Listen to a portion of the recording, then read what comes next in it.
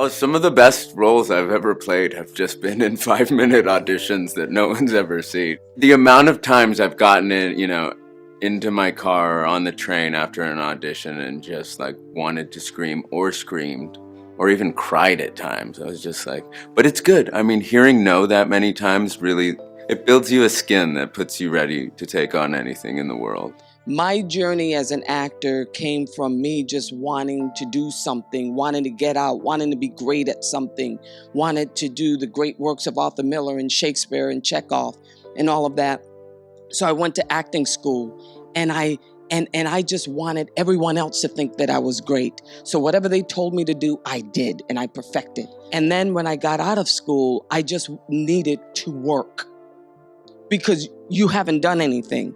If you haven't done anything, let me tell you something. Most people will say, just go out there and do it. But more than likely, it's going to be hard. Literally, with acting, less than 1% of the people make 50 grand a year or more. Less than 1%. Most of them can't even make enough to make health insurance. What happens when you love it and you keep doing it and doing it, and God intervenes and comes down and all of a sudden you take off? That's when your shit has got to kick in. That's when you have to be the artist that you and the person that you've always wanted to be. That's when you have to find a voice that separates you from the rest. What is it? It's Sanford Meisner always said it. It's the most powerful thing. The most powerful question you can ask is why. You just have to have the courage to be able to step out and do it. And that means you have a whole lot of people around you going, what the hell are you doing that for? Because I want to. Find what is your passion. If you find what you love, you never get tired. Or if you do get tired, you're fueled by the energy of your work. So I know that I'm doing exactly what I'm supposed to be doing at this time. I also know that what this show can do in terms of being a voice in changing the world. It's just the beginning of what this show can do. It's fun to do things like this, but and it's necessary to do things like this in order to be able to do the bigger, grander things. I believe that that what has happened to me is really the beginning of the greater passion to come.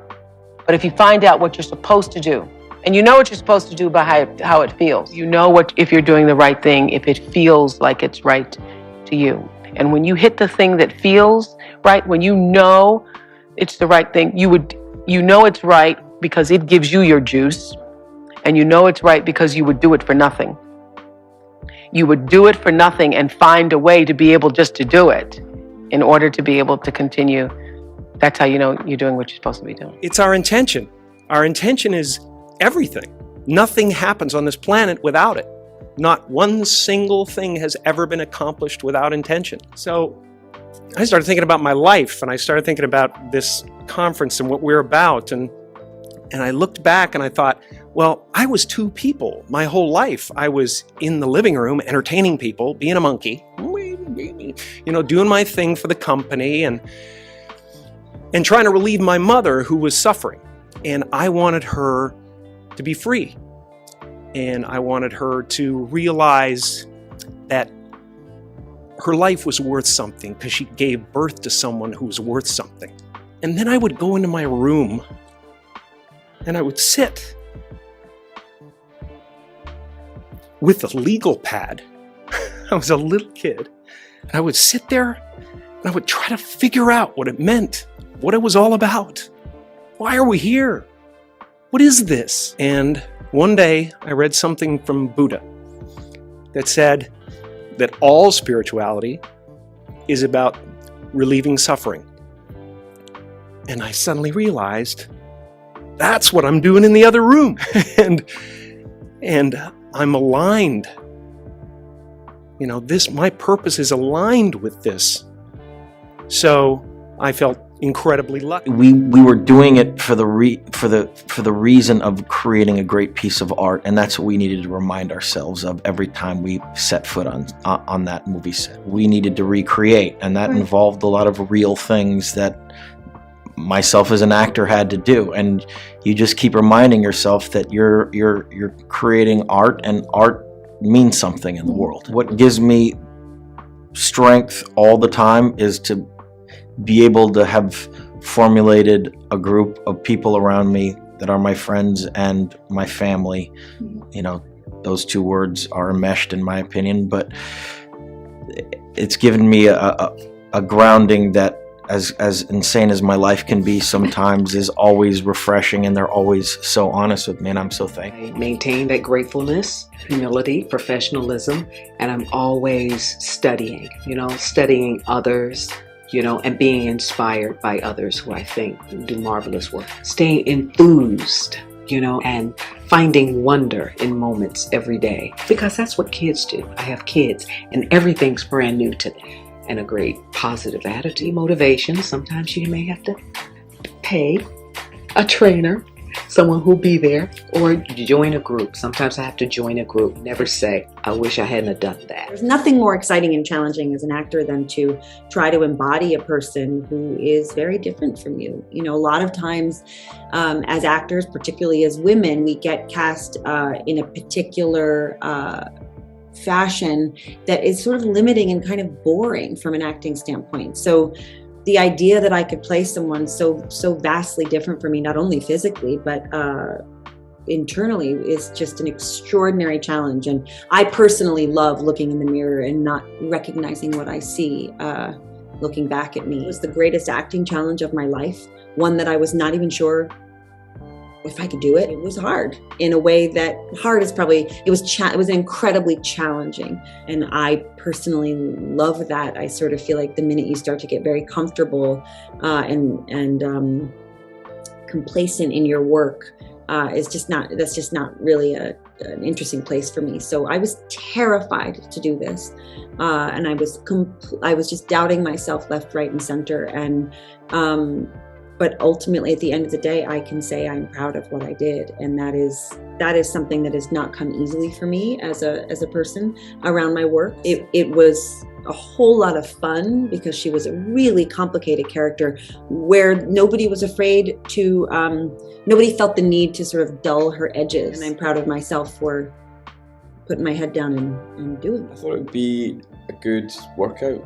I thought it would test me and stretch me and tax me as an actor. So I'm always looking for a part that's going to ask me to do a lot of different things.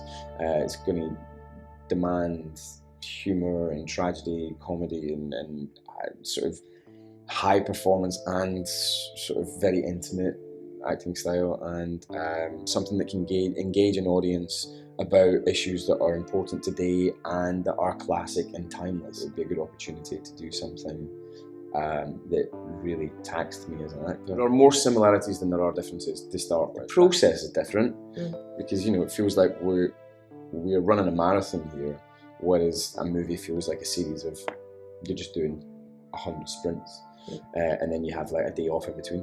But in terms of actually acting, at times it's very, very, very similar, and especially in a production like this, where a lot of audience members have actually said to us that they feel that they're almost watching a close-up sometimes, like in a movie, which of course they're not. We don't have the ability to do that, but they feel like they're going into it, getting sucked in. You can clearly feel when maybe someone is having the time of their lives, and you can also by turn feel when somebody's not having the time of their life and they're like, oh my God. You can clearly see your relationship and feel your relationship with your audience, and you can feel that you're losing them at times, and you can feel that you're gaining them at times, and you can do things to manipulate them actively in a way that in a movie you can try and do all that stuff, but ultimately the editor, the composer, the director, the special effects people, they're all going to mess with what you did anyway. So the intention of what you meant, what you were trying to do to the audience, doesn't always even get a chance to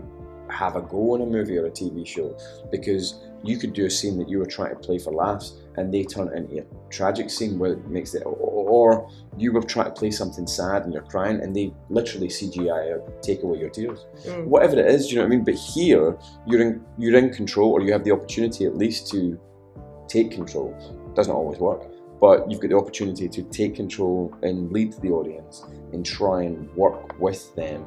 And whatever you're trying to do, that's what happens. All this make-believe, looking at little X's on the screen, a tennis ball against a lime green, scenery, because a lot of it's going to come later in post and CGI.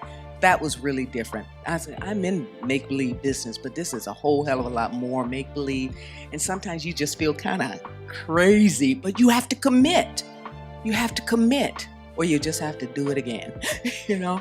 So that was different for me. I really like living, breathing human beings. I like reacting off. Able to react to. I mean, no matter how hard the play is, no matter how exhausted you are, there's something that transports you. It's truly like power behind it that just carries you along. And it builds. And it builds, of course. I mean, and the words, you know, I mean, that's the thing of getting lost in the poetry of this man's genius. I mean, it really is. 4 hours. Almost 4 hours. Yes. It's incredible.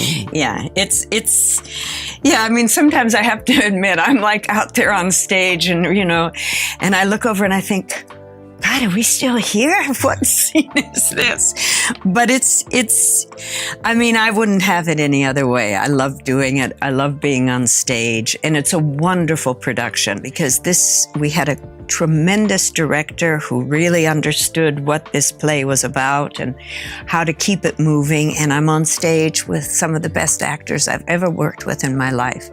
And there's that wonderful thing that happens, you know, when you're on stage and for a moment you begin to drift or you think, whatever it is, that's what's magical. I mean, when theater works, I don't think there is anything in the world like it. Because it does take on, and I don't want to sound, you know, too like it's a continuum. hippie doodah or whatever, but there is a magic to it when it works.